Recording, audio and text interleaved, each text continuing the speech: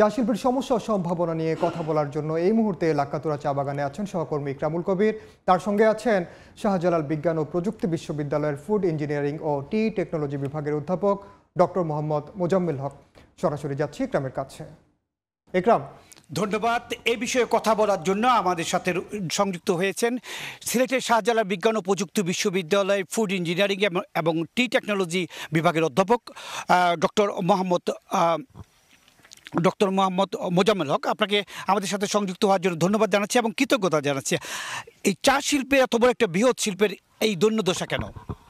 ধন্যবাদ আপনাকে। আপনারা জানেন যে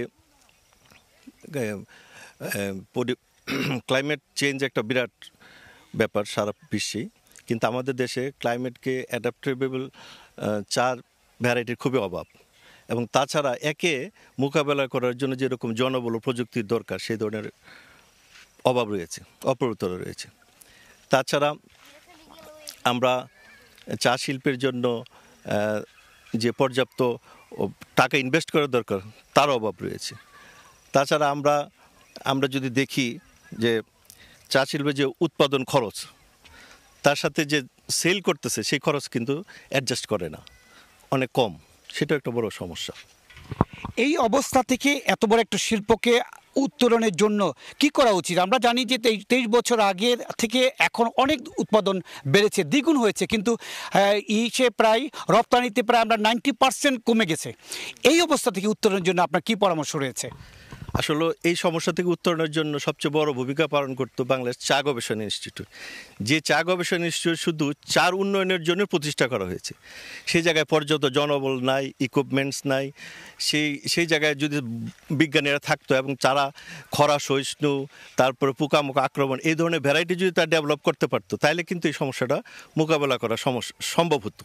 তাছাড়া আপনারা দেখেন চা শিল্পের জন্য কিন্তু চা যে গাছগুলা, সেই গাছগুলা কিন্তু 60 থেকে 70 বছর পর্যন্ত ভায়াবল থাকে, উৎপাদন ভালো দেয়, কোয়ালিটি ভালো দেয়। কিন্তু আমরা দেখব যে 3/4 চা গাছই আমরা বিভিন্ন চা বাগানে সেগুলো শতবর্ষী, যে কারণে উৎপাদন কমে যাচ্ছে, এগুলো করেছে।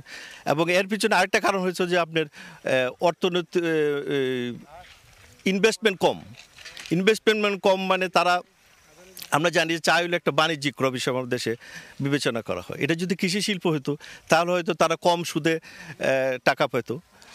এই জন্য হয়তো তারা দেখছো যেহেতু বেশি সুদে আনে এবং যেহেতু লাভ কম, সেই জন্য তারা ইনভেস্টমেন্টও করে না এভাবে।